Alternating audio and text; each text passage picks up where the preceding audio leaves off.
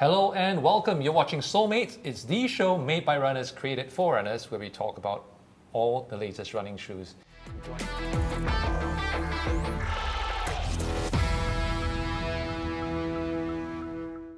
Joining us in studio today, we have two top runners from Singapore, Jasmine Ratings and Lynn. Welcome to our show, guys. Hey, thanks, man. Thanks for having us. Well, we are delighted to have you join us to review a very exciting pair of race day shoes from China's most international brand, Li-Ning, the FEIDIAN 5 Ultra. Now, of course, the FEIDIAN 5 Ultra is part of the FEIDIAN 5 series of carbon-plated shoes, which you can find out more about on sportplus.sg. But first, a little bit more about our runners for today. Perhaps you guys can share with us what are some of the races you're taking on this year, your goals for this year, and perhaps how long you've been running. My name is Gordon. I've been running for, I think, probably like 15, 16 years. I started when I was 16, so yeah, half my life. I usually run the half marathons, the full marathons. I like them a bit more because they're longer, they're not too shagged. And yeah, this year I've already ran a marathon. Like I ran Zurich Marathon recently, and I think for the rest of the year, I plan to do the Melbourne Marathon. That's in October, and then of course the Standard Chartered Marathon as well. Awesome stuff. And Jasmine. Right, my name is Jasmine. Thanks, John, for inviting me for the show. Unlike Gordon, I haven't been running for that long. Fun fact, I used to be a table tennis player for almost 9 years of my life, and then I picked up surfing and I started training a bit more competitively, maybe the last 2.5 years to 3 years. Some of the races I did this year, I actually did Tokyo Marathon in March, which was a massive heartbreak for me. So I'm going to channel a bit of my focus and energy towards the shorter distances. So I'll be doing the Gold Coast Half Marathon, and perhaps similar to Gordon, I might do either the full or the half in Standard Chartered end of the year. Both of you shared that you've done half marathons, full marathons, generally the longer distances, right? Endurance distances, more so than not focus as much on track events. So what do you usually look for in a race day shoe? A race day shoe definitely needs to be light, right? But also has to be very responsive. Yeah, because if it's light but it's not responsive, it's not going to help you to run faster. As long as I run in the shoe enough, it should feel okay on race day. Yeah, because I think you generally can adapt to the shoe pretty well. If the toe box is just right for you, I think that's an added bonus. I personally like shoes that are a bit more aggressive. I know the whole thing in marathons is that people want something that's a bit more cushiony, a bit softer on the foam. But for me, I prefer it to be fast, if you know what I mean. So you don't actually feel like your sole and your feet is sinking in too much, and that it actually gives you a bit more responsiveness, as like what Gordon mentioned as well. Also for me, I feel like if I like a shoe enough, you should know it in about 100 km or so whether it's going to be a good marathon shoe or not, and then subsequently I would train in another shoe so that when I race in that shoe, I would feel fresh and it would feel like a brand new take on that shoe altogether, so it doesn't have that dead weight on you from training too much mileage in it. Quick look at some of the specs of the FEIDIAN 5 Ultra, of course. It's the upper made up of the boom fiber material developed by Li-Ning, similar to the other line of shoes in the FEIDIAN 5 series, like the FEIDIAN 5 Elite. Very soft, pliable. Breathability, I'm not too sure, but I find it slightly baggy in the toe box area. Not everyone may like it, but if you do have wide feet, I think that would be a good fit for you. I feel they've got the heel lockdown are pretty spot on.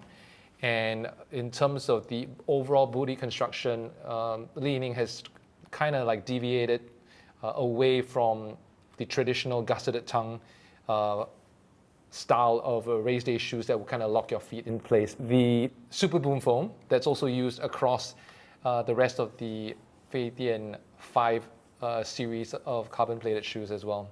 PVEX material, I believe, but they call it the Super Boom foam. Okay. Yeah, with the dual jiang shock absorption technology incorporated it as well. Right, so of course it features the dual stage assist curves as well to help improve the endurance of the runner's running energy, featuring a rocker geometry designed for 2 stages, one at the rear to smoothen your heel strike and one at the front for more quicker, more powerful toe off.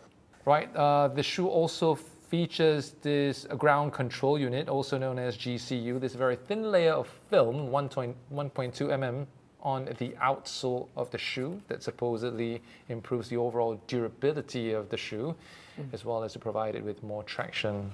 For me, as John might have seen in my latest Instagram story in Bali not too long ago, I like to max out the absolute mileage of all my shoes. So it has to be worn till it's broken. And that the final stage of that shoe was an absolute disaster. The foam was sinking in, the gravel was, eating into the foam.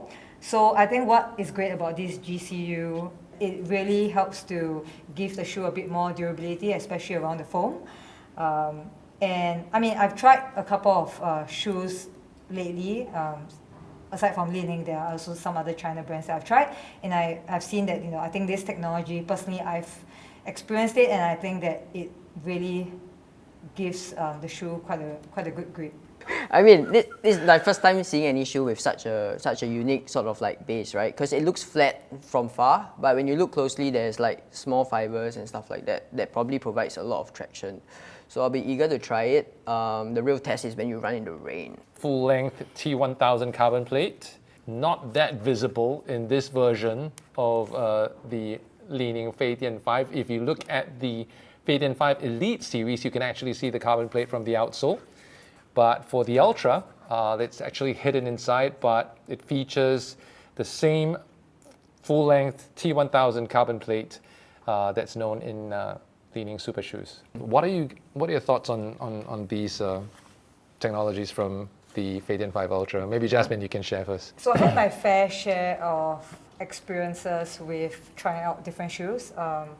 I've predominantly always been wearing the Nikes, and before Nikes, I was wearing Pumas as well. That was also before Puma actually invested lots in their running technology. So for me, the first impression of these shoes were they're light. I mean, they really feel light. Even when I hold it on my hand, it feels lighter than most of the running shoes that I've been training or racing in. The other thing that I've also noticed was the bottom of the shoe. So because I like to exhaust my shoes to the maximum limit of it. So it really feels like it's just the foam touching the ground. And so when you run almost 600 to 700 Ks in it, you can see dents in the foam, and it actually looks pretty bad. But my fair share of China racing shoes experience is that I think the new technology or the way that they are creating their shoes with this layer of plate actually gives the shoe a bit more durability, which is something that I'm delighted to see in this pair of shoe. And then I think for me the last bit was that it's not like a typical race shoe. There isn't that air drop at the back, so it would be something that is very suitable for either you're a heel striker or you're a toe striker. I think both would work pretty well. So I think in most shoes, they're generally quite flat at the front, right? So it's more aggressive in that way, right? But I think with this shoe, what happens is that they have a lot more foam at the front also. So I feel, right, I've never ran a marathon in this pair, but I feel that if the initial stages when you're still fresh for the marathon or even the half, you're a bit more aggressive, you're going to have a lot of push off from the front. But as you get tired, as the race goes on, sometimes what happens is that you kind of land a bit more sluggishly. But because of the shape of the shoe, what I suppose it can help with is you might be more heel strike focused because your calves will be shagged from just pushing off after a while. But having this sort of like technology probably helps you to rock forward and still continue to provide the assistance you might need to continue running that last bit of the marathon. So I think it looks like a potentially really good pair. Well, to be honest, I haven't really raced in them, so I really don't know. But I think generally because of the way it's shaped, right? Probably it will suit a wider group of people because whether you are a heel striker, 4-foot striker, it just covers the whole entire area pretty well. So probably there's more support that way. At least, I think my take on it as well is when you have a shoe that has such a more evenly supported foam, it would suit all weights and sizes as well. I believe in a marathon it's not always people are not always the slimmest build, and so it will be a bit more versatile for a wide range of of runners out there. And I think sometimes when you look at a shoe, especially when you look at it on an elite athlete, we all think that it's meant for us. But another fun fact as well is a lot of these elite athletes have shoes that are specially made for them. So if your build sometimes is not exactly to what they have, it may not be the right shoe for you. So I think these are some good pointers to just consider before buying a pair. As with all episodes of Soulmates, we usually have our guests join us in reviewing the shoes and to score the shoes across 5 categories out of 5 soles for each. So they are comfort, stability, responsiveness, grippiness, and overall value for money. Now, of course, this pair of shoes, on the pricier side, I would say it's going for $490. It's available at Li-Ning stores in Singapore. And for the Ultra, specifically this model, is only available at the Plaza Singapura outlet. Jasmine, maybe you can start off first. What are your thoughts in terms of comfort? I would give this 4 because all my experience is solely based on the past few runs I've done. I haven't raced the marathon in it, but overall it feels stable and it feels light. So I think it's comfortable for me. All right, and stability. Stability, I would give a 4 as well. Also for the same reasons I mentioned. I think the foam, it's very evenly distributed. You don't feel like you're falling forward, unlike some of the shoes where there is quite a big air gap at the back, so you have to always keep in line and keep your cadence in line to make sure that you are in the right position. Responsiveness or propulsion? I would give this a 3 because I haven't really raced in it, but the initial feedback or the initial feel I had for it is I think the foam is not too soft per se, so I think there is a good chance that this pair of shoe can bring out some aggressive move maybe in a half marathon. And grippiness of the shoe? I'll give it 4 as well. And overall value for money? I have to say that the shoe is really on the pricier side. I want to be completely fair. I don't think it's a shoe that everybody can afford it. So for me personally, I might give it a 2.5. Okay. So yeah, but again, if this shoe is meant for you and you think this is the race, your PB race shoe, then I think it's absolutely worth the money. But yeah, for maybe similar racing shoes, there are a lot more variety out there that could also cater to people that don't find this very affordable. Comfort. All right, comfort. Honestly, I haven't really worn this shoe much, so you can trust my take, or you can try it yourself. But I would say comfort is about 3, and the only reason why I would give it an sort of like average score is because I find that the mid portion of the shoe is a bit too narrow for my liking. Yeah, I'm used to wearing a bit more wider shoes at the mid of the shoe. So when I first put this on, it felt like my bones are being squeezed a little bit. Yeah, but at the same time, then the shoebox is very wide. So it feels a little bit funny because when the shoebox is too wide, I can't really push off very efficiently, I feel, because I feel like, it's not snug enough. And stability. Stability, okay, I think for a race shoe, it's like what Jasmine mentioned, right? The stability for a race shoe, this is probably pretty good because most race shoes, you stand on them, you're going to rock forward, like naturally, right? And this one, because of the way it's shaped, you probably don't have that rocking motion. I mean, it's more stable because you don't have the rocking motion, but it doesn't mean that you run any slower lah. Yeah, you just train harder, you run faster. And responsiveness. Responsiveness. To me, like I mentioned, the toe box is a bit too big. So in terms of responsiveness, my take on the word responsiveness is how aggressive I can go, right? And because I feel like, it's not as snug, the responsiveness, I'll probably give it a 3 as well. Okay. And grippiness? Grippiness. I mean, look at the sole lah. Where got grip? No, I'm just kidding. I think on a good dry day, or I feel, because I've only worn this like on days that it's not raining, right? So I would say the grippiness is there. Even though it looks like there's no like studs and stuff, actually there is a fine layer of grip as well. So I would say about a 3. Last but not least, overall value for money. Yeah, like previously mentioned, this is quite an expensive pair of shoes, right? Which not everybody can afford.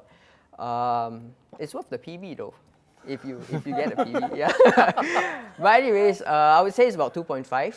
Yeah, 2.5, because obviously I haven't really worn this pair of shoes for any like longer workouts or any races. So I can't be